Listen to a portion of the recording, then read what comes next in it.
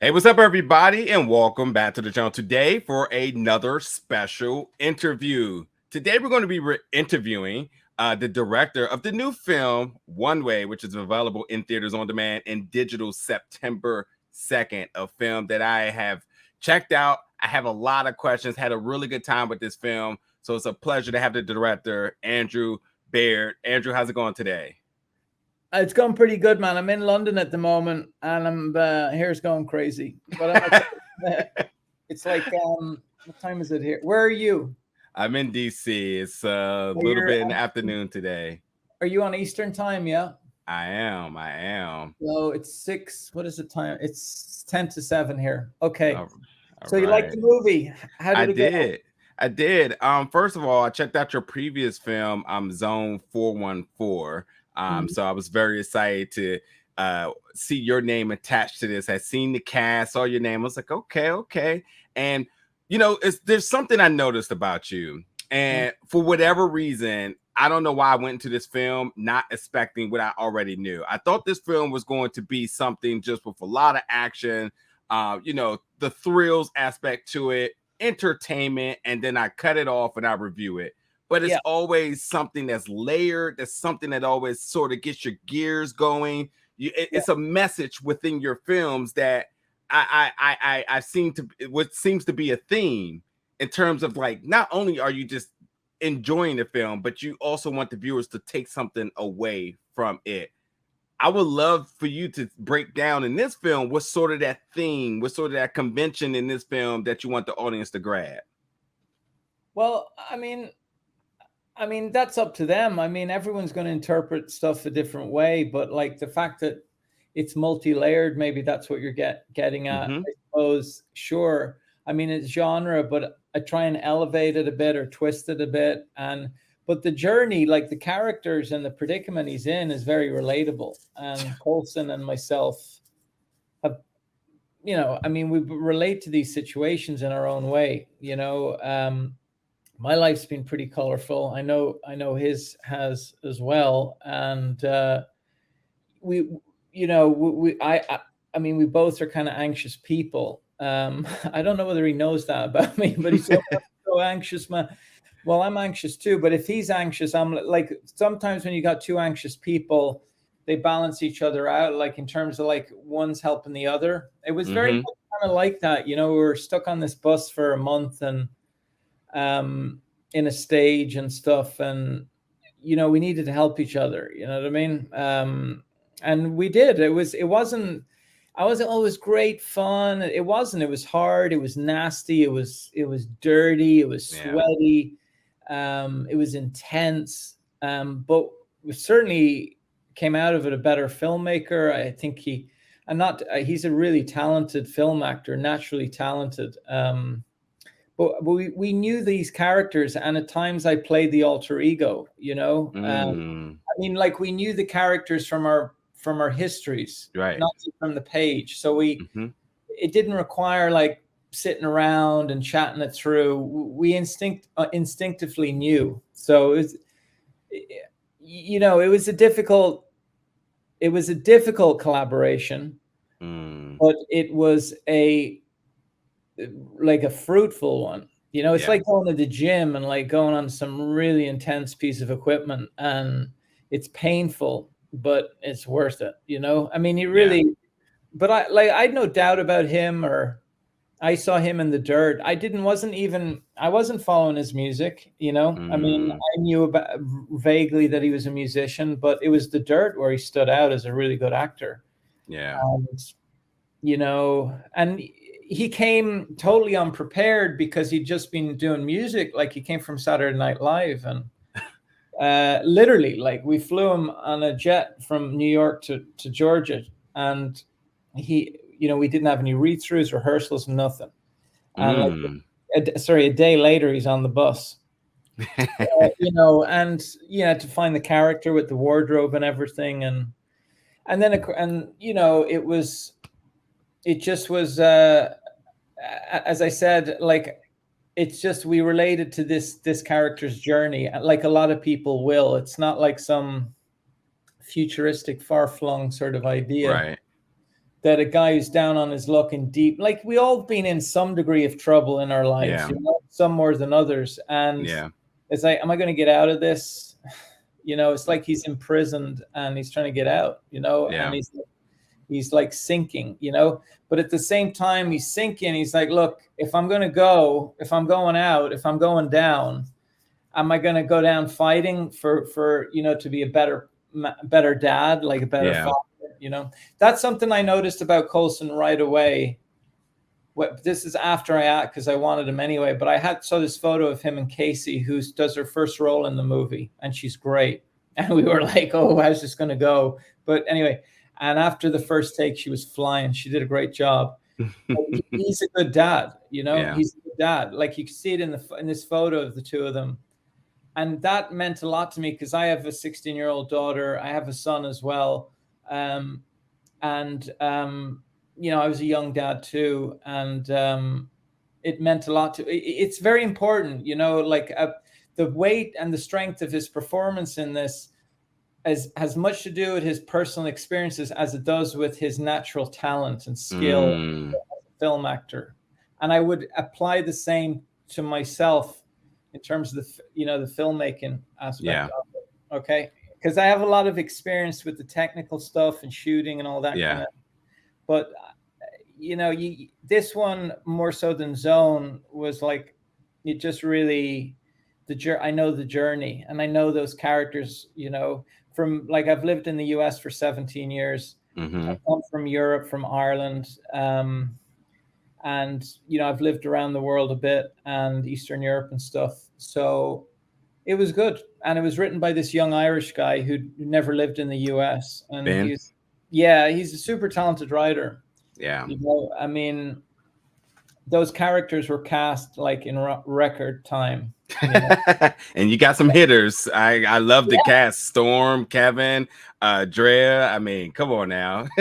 Fantastic. I mean, because this is a pretty modest independent movie. And I did well with the cast on Zone. I mean, to have Guy, who is like brilliant, as a film actor, but to get, this cast on this thing was just so exemplary, and it was, Storm came in from my producing partner, Martin Brennan. One of his kids saw her in Euphoria. My daughter vaguely knew about Storm.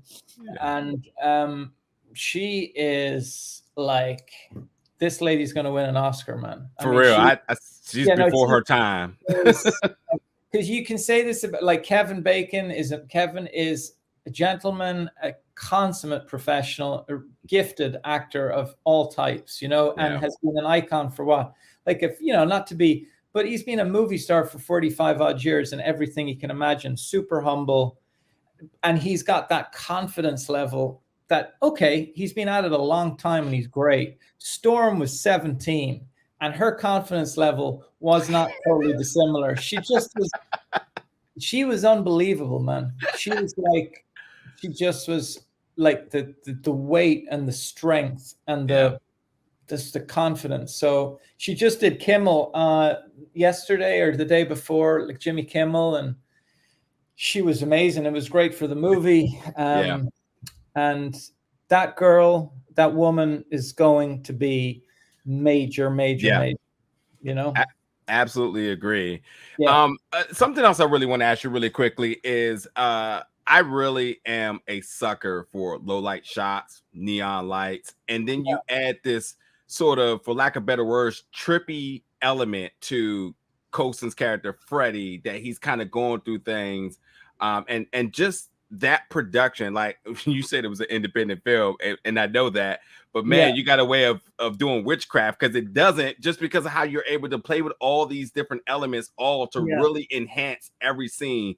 Enhancing the feelings, enhancing the performances, the cinematography, the production, everything just looks stellar. What's sort of your strategy with the usage of low lights and neons?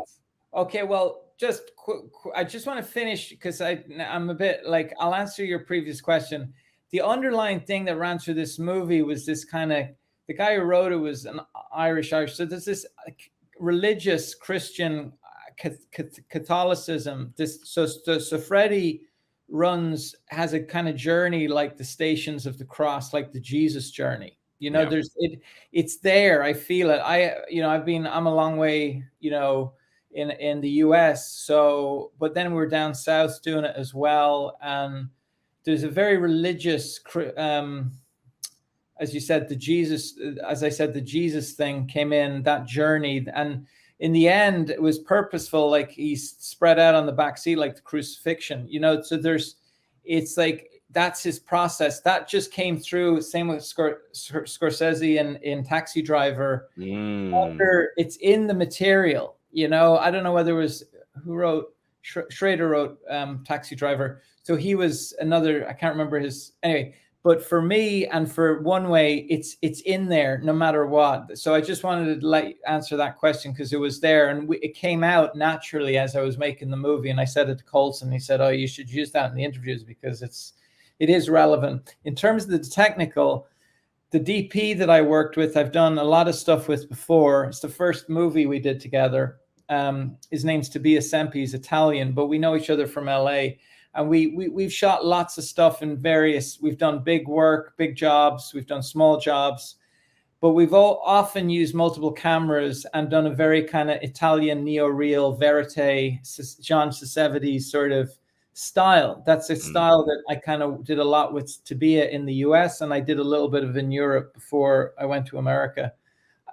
We use these Sony Venice cameras that are great in low light. So you can just shoot anywhere, and they're small, so you can fit them on in small spaces. And we did a lot of that. I don't even want to say it because it take away from the enjoyment of the film, but you'd be amazed how basically we shot the movie to make it work. We went through all these visual effects ideas. How is this going to work? Shoot a movie on a bus. In the end, we went totally old school. And it worked a dream, because that's the way I like to work anyway, in terms of like as much in camera as you can. And I made a decision early on to shoot, because initially the movie was set mainly in the daytime. And I was like, I can't do noir in the daytime. It doesn't work. It also doesn't work if we're going to go on a stage and shoot some of this stuff with, green screen, it's going to be crazy. Yeah. So anyway, I shot it at night, most of it, as you can see, and that was a big help because that set the tone. And nighttime covers up a lot of issues, and it's set. Look, it's noir, so and then the style, like, is just you're putting yourself inside this guy's mind, his multiple personalities and his paranoia and his fears. And you're at times, when appropriate, just taking it up and down, both sonically and visually, and I didn't plan this out. I didn't storyboard it. I didn't, plot it out intricately. This was very much more like a reaction, I just reacted to the story instinctively, in the same way as we didn't rehearse it and all that kind of stuff. We had like 5 people, like 5 actors on a cramped little bus. And we had, like, say we had Travis, we had Kevin, we had Colson, who was like, this is his first leading role. We had Storm. And then we had the bus driver, Thomas Francis Murphy, brilliant character actor. Then we had this lady I cast just because of her eyes. Her name was Katie O'Hare. And I'd never seen her in anything. She was magic, So you have someone that might have done a fraction. You've got like this master like Kevin Bacon. You've got this like, lady who's done, I don't know, maybe Katie's done more than I know, but she was brilliant. And they're all at it. They're all on the same level. They're all playing, and you let that just play out, and then you just shoot that. You cover that instinctively. If you hear a sound, you move the camera, or if you want to, you just, so it was very organic and instinctual. You don't like, oh, we're going to do this here, we're going to do that there. And those days for me, I did a lot of that on Zone. I didn't intend to do it that way, because those were the days of film when you had to drag everything around. But that wasn't my intention initially with Zone. But it's just the way it came about, how it came about, where it was shot. you know, it was like the way I used to do things. And then with One Way, it's very much more the way it is now, since digital technology. And I just love it. But of course, as I said, the US master of that, like the 70s, was doing that stuff back when there was 16mm and all that. So, but and I'm not trying to be pretentious or anything. I'm just being genuine. It's like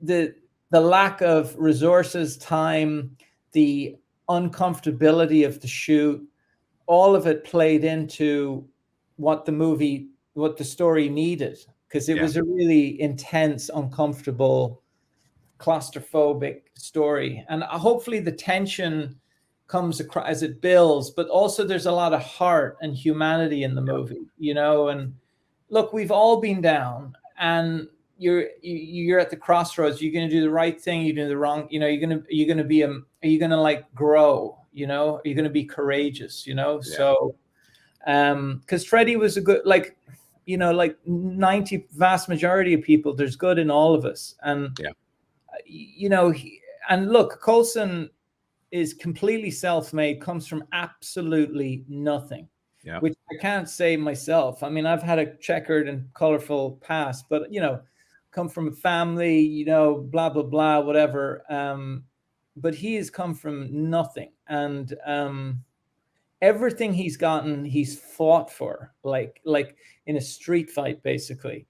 So, and there's going to be people that hate this movie just because he's in it. They're going to even hate it even more because he's so good in it, you know? But, you know, and I don't care. It's just, and again, do I want to repeat the process? Not really. It was really hard. It was for all of us. And I'm sure Colson would say the same thing, but everything that needed to lined up, because the miracle the movie got finished or got made because of COVID. And if we'd had a case of COVID, we would have shut down and been over, because it's an independent movie, and we're on a little bus with actors in close proximity and crew. So and it was right at the height of the second lockdown. So we shot it in February, I think, of last year. And just the way it got finished. I tell you what, I tell you what, it's this story means so much, and I know you have so many other people to talk to promote the film. I truly appreciate the film. I appreciate this, and I just overly more appreciate it now, knowing just how much it took to get this done. And I want to make sure that folks absolutely go out and support this film. You have 3 options: in theaters, on demand, and digital, September 2nd. One Way is a film that, as you said, has a lot of heart, a lot of emotions, a lot of tensions, and overall, I cannot wait to hear what everyone thinks about it on the end. Because as you said, a lot of people may take a little bit of something away from it different, but for sure, everybody will have something to relate to it. Andrew, thank you so much for coming in today for an interview. Hopefully we get to talk again very soon. Absolutely, buddy. Take it easy, man. Thank you, sir. Thank you so much, buddy. Take care, man. Bye.